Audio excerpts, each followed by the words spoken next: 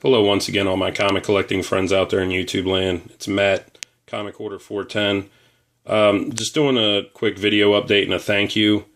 Been away for a couple weeks, from making videos just because I've had a lot going on in my personal life, and also getting ready for my local convention this weekend, just pulling books and trying to get prepared. But first and foremost, I want to thank all my subscribers because I noticed I passed 400 subs and I never thought I would get that many. It's very cool. Thank you all. I appreciate each and every one of you. And I will be doing a giveaway, if not in September, definitely October. Just keep your eyes out. I have to save money for this convention this weekend, and then I'll hopefully find some stuff I can throw in a giveaway, because I definitely want to do another one for you folks, because definitely appreciate all my subscribers and all the great people in this community. So, speaking of which, also want to thank my good buddy Steve, FoolKiller5150. He contacted me maybe about a month ago about a local convention he was going to. Said, here's the list, you want to send me some books to get signed? And I said, sure, that'd be great. And I've never met Mitch Breitweiser. So Steve took my Avengers Invaders number 10. This is the 1 in 25 variant. Beautiful red skull painted cover with him standing over the defeated Avengers. And Mitch Breitweiser signed it there. So thank you very much, Steve. It's my first book signed by Mitch Breitweiser. And Steve also took my G.I. Joe number 2, which I got signed by Herb Trimpe, and Steve took it from me and got it signed by Larry Hama, who I've never met also, so really want to thank you for that. That's an awesome addition to my G.I. Joe collection. Steve also threw in Howard the Duck Annual number 1.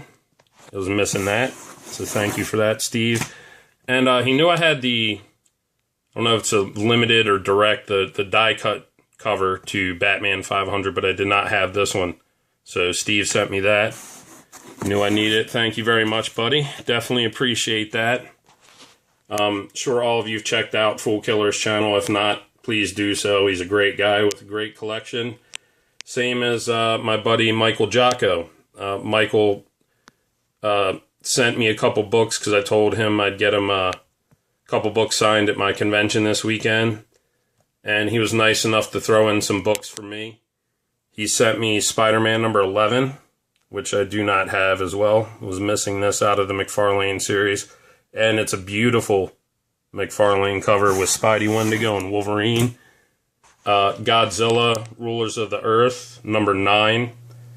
And big fan of this series and a big fan of Jeff Zornow, the artist. He's a cool guy. So thank you very much for that, Michael. And Adventures of Superman 497. This is an early Doomsday appearance, maybe his third, but really awesome copy. Thank you for that, Michael. Another awesome book, Amazing Spider-Man 333. Early Venom appearance, cover by Eric Larson. It's a very, very cool cover. And just some little books I picked up. I haven't been spending much money, but I saw these at a sale. And I had 0 in number 1, but this set was so cheap with the half-price sale. I think I got them for $8 for all 5 issues. So this is the first Aliens vs. Predator series by Dark Horse. This is issue 0. Not sure if that's Cam Kennedy maybe on the cover. Not sure. These are the ones I remember. This is issue number 1 with a gorgeous Phil Norwood cover. The Predators. Another beauty to issue number 2. With the first-person view of the alien getting ready to kill the Predator. Yeah, it's from 89 or 90, the series. Aliens vs. Predator number 3. Another great Phil Norwood cover here. And issue number 4.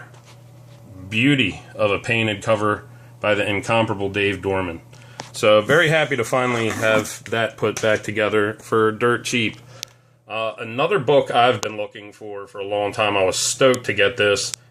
It's a shame I do not have this series already, because as many of you know, I love Akira, and it's my favorite Japanese manga. It's my favorite anime, but the Ghost in the Shell Japanese animated movie is a close second. And also like Appleseed and Dominion, a lot of the stuff Masamune Shirow did. And I was just happy to get this first printing of Ghost in the Shell finally. This copy is beautiful. It looks like it's never been read.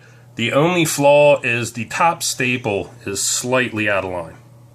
But that's it. Otherwise, gorgeous copy. Still near mint, high grade. Very happy to have that out of the way. I have the whole Ghost in the Shell 2 mini, but I need to finish that first one off, but that's a good start. Speaking of finishing a run off, this was the only issue I was missing of The Brave and the Bold. I guess this is, what, volume 2 or 3? But I have every issue except this, and of course this is the only one that's worth anything. Issue 33, as many of you know, is a prequel, unofficial prequel to The Killing Joke. So, didn't get this cheap. Paid like 20 or 22 bucks for this, but finally have that out of the way, and I'm glad to have it. Scott X showed these recently and said that this was a great read and an epic battle, and I couldn't agree more. I've had the trade. I've read this many times. I just didn't have the single issues. Got these at a half price sale. Got all 4 of them for $5. So hopped on that. This is James Robinson's The Golden Age. Excellent read about the Justice Society and this new hero. His name Ultraman or Omni-Man or something. I can't remember. But he kind of comes out of nowhere. And those of you that read Golden Age comics, you might remember he was Dan the Kid Dynamite. He was a sidekick, and all of a sudden he shows up ultra powerful. And I don't want to ruin it, but is that who he really is? What's going on? I don't know, but James Robinson kicks ass. Definitely recommend reading this. This is book 3. And love the gold cover here, gold foil on book 4 of the Golden Age. Definitely recommend that as a good read with Scott X. Last but not least, I heard so much about this series, and I saw them at a shop for cover price. The downside is some spine ticks in these. Number 1 and 2 had some damage, but for $3 a pop, I bought all 10 issues of The Wake, and I see why it won some Eisner Awards, because it was a damn good series. So, yeah, that's about it. Not too much going on. Just wanted to give a big thank you to everybody, and hope everyone's doing well. I will be back with another video here soon. I need to do a contest entry or 2, and I'll certainly be doing a video of the stuff that I grab at the convention this weekend. So everyone, thanks again. Appreciate all of you. Appreciate your time. Take care of yourselves and each other, and enjoy your comic books.